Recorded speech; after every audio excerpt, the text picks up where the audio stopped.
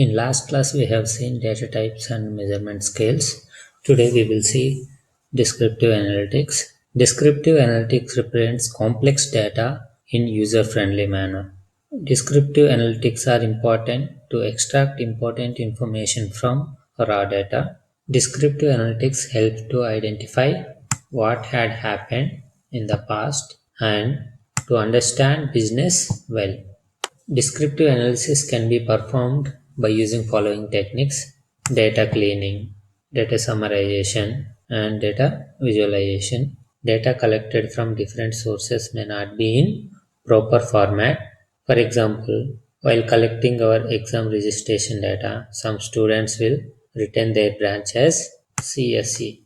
Some of them write computer science and engineering. Both are same. While reporting, we don't know how to relate them each other. So we need to take care of such kind of things by cleaning raw data. If some missing data is present in your dataset, you have to replace that data with the proper values. To do that, we need to know data types and measurement scales. We already discussed that in our previous class. We are not going to discuss data cleaning part because you already done this thing in your data mining course. So I'm not going to discuss this part. Second one, summarization of data. Summarization of data can be done by using descriptive statistics. To understand this, suppose you are dealing with big data. If someone wants to go through a raw data, it is waste of time. So we need to have some values which can represent our data and can be understood easily. So we need some measures which can describe data. This can be done by using descriptive statistics. Descriptive statistics are measures which organizes information into something that is much more usable. These three, distribution, central tendency, and dispersion, are used to summarize data in descriptive statistics. Let's see each one detailed. Distribution. The distribution is a summary of frequency of individual values or a range of values for a variable. For example, the frequency distribution of each response to a survey question is depicted here. That is the rating question. 20 respondents marked with strongly agree, 30 respondents marked with agree somewhat, 20 respondents not sure, and 15 respondents disagree somewhat, and 15 respondents strongly disagree. Means this is the frequency distribution of each response. Means strongly agree and agree somewhat, not sure, disagree somewhat, strongly disagree. Central tendency. Central tendency of distribution is an estimate of the center of a distribution of values. There are three major types of estimation of central tendency are mean, median, and mode. Mean is the arithmetical average of the data. It is probably the most commonly used method for describing central tendency. Assume that the data has small n observations in sample. Let xi be the value of ith observation. Then mean can be written like this. Sample mean x bar equal to sum of all observations by number of observations. This can also be written like this. Summation from 1 to n xi by small n. Here x bar is sample mean. One important property of the mean is summation of deviations of observations from mean is 0. If you add deviations of observations from mean will be 0. We will use this property in some proofs. Remember this. If entire population is available, then mean can be expressed like this. Population mean will be denoted by using mu, sum of the observations in the population by number of observations in the population. It is summation from 1 to n xi by total number of observations in population. Mean is a phenomena called wisdom of crowd. A collective wisdom of people is better than any individual person's knowledge. To understand this concept of wisdom of crowd, let's take one example. This example is taken from the book Business Analytics by Dinesh Kumar. Example is, In 1906, one contest was conducted in UK. In that, villagers were asked to guess weight of an ox. The one who guessed the closest won the prize. Around 800 villagers participated in the contest. Those 800 participants guessed the weight of the ox. Then they calculated the average weights of all of them. That average value was very close to the actual weight of this ox. In fact, the difference was less than a pound. And also, the average is better than the guess by any individual villager. Means, if you take the collective wisdom, it will be better than any individual one. Mean is also calculating value from all observations. So, it is also called as a wisdom of crowd.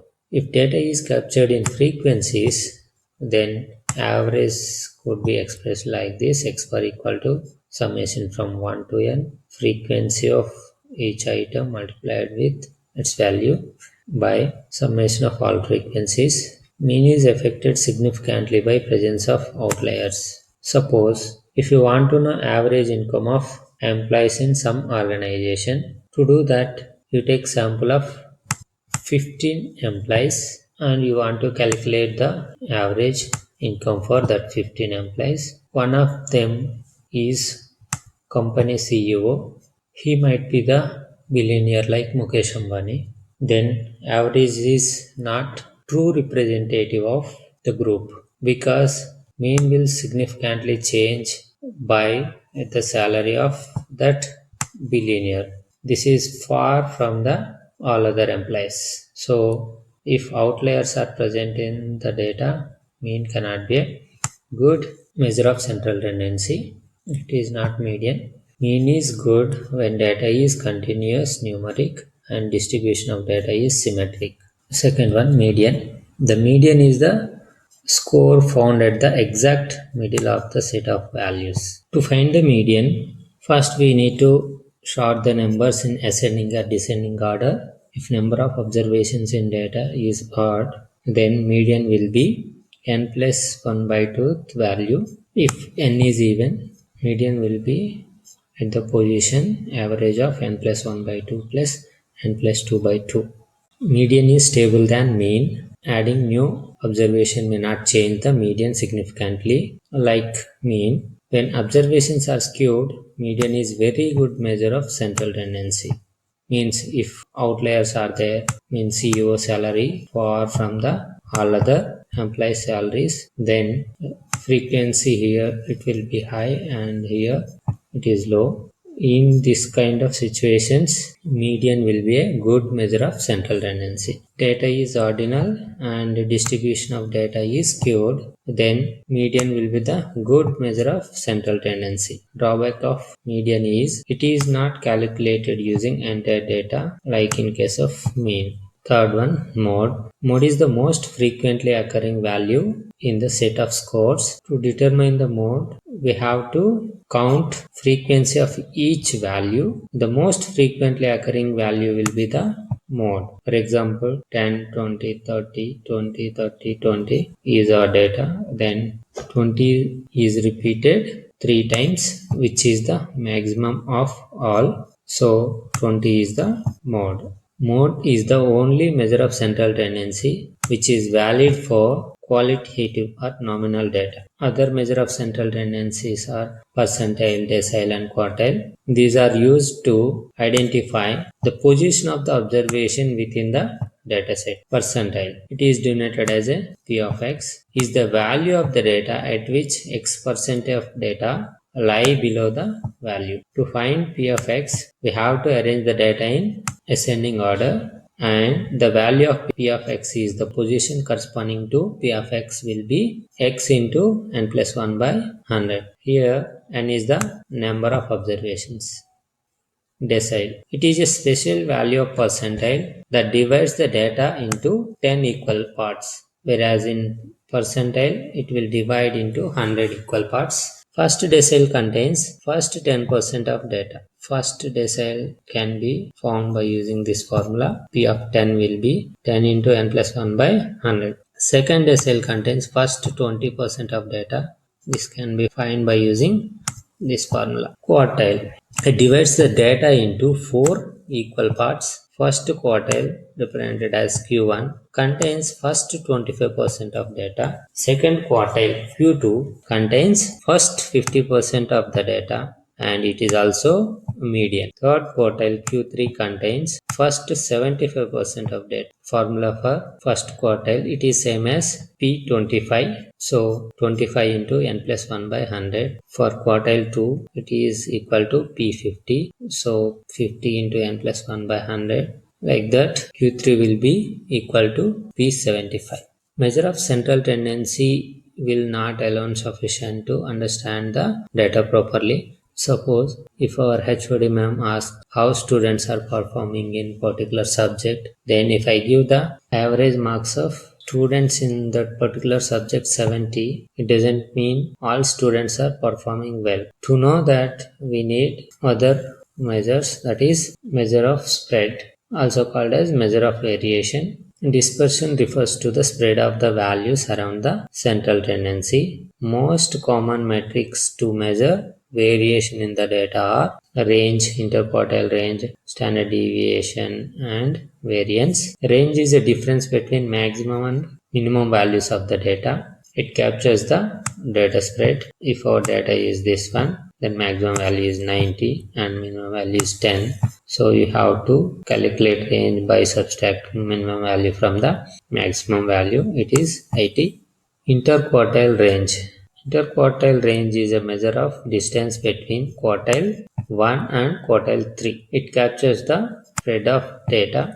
For example, the temperature for a city over a week are 35, 23, 28, 25, 28, 32 and 33 degrees. To calculate the quartiles, sort the data. Means you have to arrange the data in increasing order. Then first quartile will be P25. So 25 into n plus 1 by 100. 25 number of observations here 7. So 7 plus 1 by 100. 8 by 4 it is 2. So first quartile will be the value at position 2, that is 25. Q3 will be P75, that is 6. Q3 will be the value at the position 6, that is 33. Interquartile range will be the distance between quartile 3 and quartile 1, then that is 33 minus 25 in this example, that is 8. If data is numerical and its distribution is skewed, then interquartile range will be the good measure of variation. We can use interquartile range to identify the values that are much far from the center than usual. Interquartile range tells us how far a typical value could be from the average. So anything much more than typical distance can be identified by using IQR. Interquartile range can be used to identify the outliers. Suppose this is the math score, and this is reading score, and this is writing score. Here most of the data will be within the interquartile range. If any data that is far from this interquartile range will be treated as outlier. The lower bound, it is Q1 minus 1.5 into interquartile range value. Here this is the lower bound. All the values below this lower bound are treated as outliers, and all the values above this upper bound will be calculated by using Q3 plus 1.5 into IQR, will be treated as outliers. Variance is the measure of variability in the data from the mean value. Formula for variance is, for the sample, it is small s square equal to summation from 1 to n xi minus sample mean whole square by n minus 1. The variation of population sigma square equal to summation from 1 to n xi minus population mean, that is mu whole square by n. Standard deviation is the square root value of variation. The formula for population standard deviation is sigma equal to under root of summation from 1 to n xi minus mu whole square by n, and sample standard deviation s is this one. If data is numeric and have the symmetric distribution, then the standard deviation or variance is the good measure of variance. Data visualization goes further, taking the data and creating a visual that instantly communicates a story. Example, pie charts, line graphs, scatter plots, box plots, bar chart, and histograms. Through data visualization, it is easier to find patterns and identify how various data points related to each other. We already covered this topic in our data mining lab, so I'm not going to discuss this topic now. Let's see simple example for descriptive analytics. This dataset is taken from the Kaggle. This kernel is also taken from the some Kaggle notebooks. See here, this dataset contains students' scores in maths, reading test and writing test, and some of their personal information like gender, ethnicity, parent level of education. These are the summary statistics used to summarize the data. Means what is the mean value, what is the standard deviation. Here, math score standard deviation is 15, and reading score standard deviation 14, and writing score standard deviation 15. Like that, you have minimum, maximum, first quartile, second quartile, and third quartile data. By using descriptive analytics, we can summarize entire data. We can analyze the data easily by using visualizations. See here, total female students are 51.8% and male students are 48.2%. We can analyze the performance of students in the test based on gender. The female math score mean is 63 and the reading score means 72 and writing score means 72. And for males, math score is 68, but whereas in reading and writing scores, they are far below than the female students.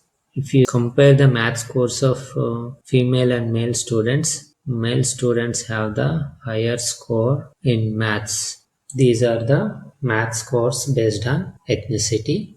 See here, who completed the course has higher scores in their test, but the students who did not complete the test preparation course has lower scores. We can visualize the same thing by bar charts, writing scores of students based on parent level of education. Here is the box plot for math and writing score and reading score. This is the math score and this is writing score, and it is for reading score.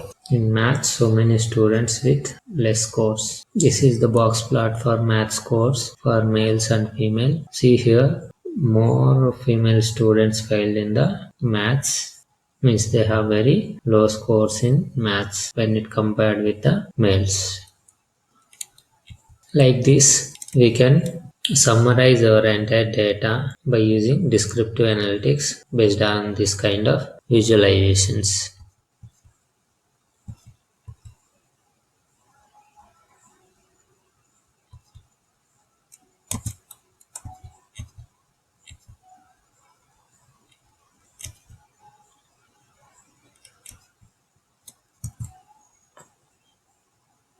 This is the simple example for descriptive analytics report. Google Analytics for website and dashboards are good example for descriptive analytics reports.